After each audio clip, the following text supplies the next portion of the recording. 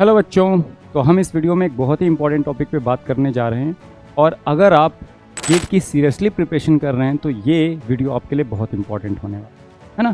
तो बहुत सारे बच्चों की ये प्रॉब्लम होती है कि सर हम कॉन्सेप्ट पढ़ लेते हैं, बहुत सारी चीज़ों को अच्छे से करते हैं, मेहनत बहुत सारा करते हैं, बट हमारी प्रॉब्लम सॉल्विंग स्किल बहुत ज़्यादा इन्हेंस नहीं हो रही है, हमें नए प्रॉब्लम्स टैकल करने में प्रॉब्लम हो रही है। तो देखो, प्रॉब्लम सॉल्विंग स्किल को इन्हेंस करने के 3 स्टेप्स होते हैं और अगर इन तीनों स्टेप्स में से एक भी आपने वीक छोड़ा तो आपकी प्रॉब्लम सॉल्विंग स्किल बहुत अच्छी इन्हेंस नहीं हो पाएगी किसी पर्टिकुलर सब्जेक्ट में। पहला स्टेप होता है कॉन्सेप्ट बिल्डिंग का। तो पहले आपको आपके बेसिक्स फंडामेंटल्स बहुत स्ट्रॉन्ग करने हैं किसी पर्टिकुलर सब्जेक्ट में। उसके लिए आप रेफरेंस बुक फॉलो करनी, तो रेफरेंस बुक एक स्टैंडर्ड रेफरेंस बुक फॉलो करिए, अच्छे से उसको पढ़ने की आदत डालिए। और साथ में अगर आपको गाइडेंस की ज़रूरत लगती है कि कोई टीचर अगर अच्छे से मुझे गाइड कर दे तो मैं ज़्यादा अच्छे से शायद चीज़ें समझ पाऊँगा, किसी से फ्रीक्वेंसी मैच करती है तो उनके लेक्चर्स को फॉलो करना शुरू करिए, लेकिन कॉन्सेप्ट को अच्छे से देखिए, समझिए और उसके फंडामेंटल्स को दिमाग में बैठाने की कोशिश करिए ताकि आपको एक सॉलिड अंडरस्टैंडिंग हो जाए बेसिक फंडामेंटल कॉन्सेप्ट्स की। Once your concepts are very clear, अब उस कॉन्सेप्ट को चेक करना है कि वो कॉन्सेप्ट मैं अच्छे से क्वेश्चंस पे अप्लाई कर पा रहा हूँ कि नहीं। क्योंकि कई बार आपको होगा कॉन्सेप्ट बहुत अच्छे से समझ में आ जाएगा लेकिन क्वेश्चन सॉल्विंग में उस कॉन्सेप्ट को आप कई बार यूटिलाइज नहीं कर पाते हो। तो उसको स्ट्रॉन्ग करने के लिए अगले स्टेप पे हमें जाना पड़ता है solving basic and fundamental question. They are very very necessary.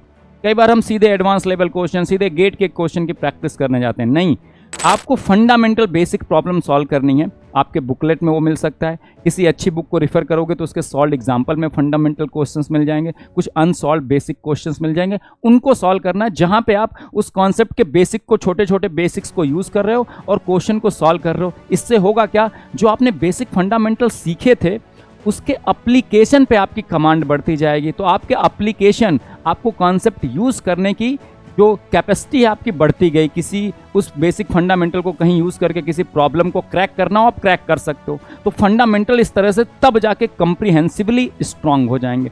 Next step आपको फिर क्या करना है, यहाँ पे अगर रुक गए तो आपको एडवांस लेवल प्रॉब्लम सॉल्व करने में दिक्कत होगी, जो अच्छे क्वेश्चंस होते हैं। अब आपको डिफरेंट टाइप के क्वेश्चंस प्रैक्टिस करने हैं।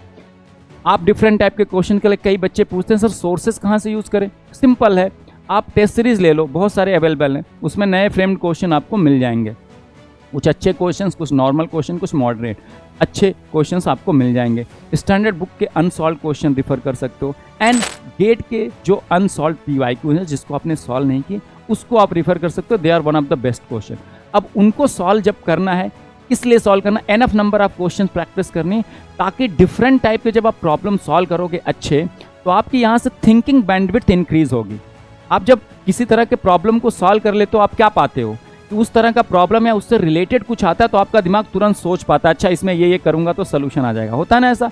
तो इसीलिए हम डिफरेंट टाइप के अगर जितने प्रॉब्लम सॉल्व कर पाएंगे, अच्छे खासे प्रॉब्लम, ताकि हम उस कॉन्सेप्ट को, उस सब्जेक्ट को कंप्रीहेंसिवली कवर कर लेंगे, तो हमारी थिंकिंग बैंडविड्थ अच्छी खासी इंक्रीज हो चुकी होगी। अब हमें कोई नया क्वेश्चन आएगा, कोई नई प्रॉब्लम आएगी तो हमारी सॉल्विंग स्किल बहुत अच्छी होगी। हम उस क्वेश्चन को ज़्यादा बेहतर ढंग से सोच पाएंगे, उस प्रॉब्लम को ज़्यादा बेहतर ढंग से क्रैक कर पाएंगे और अपने बेसिक फंडामेंटल्स को यूज़ करके ज़्यादा बेहतर ढंग से उसको सॉल्व कर पाएंगे, है ना। तो इन तीनों स्टेप्स को स्टेप बाय स्टेप फॉलो करना है, then your problem solving skill will enhance. इसमें एक चीज़ मैं और ऐड करना चाहूँगा, कई लोगों की कैलकुलेशन वीक होती है, इस वजह से भी प्रॉब्लम सॉल्विंग स्किल्स तो डेवलप हो जाती है लेकिन स्पीड और एक्यूरेसी नहीं आ पाती।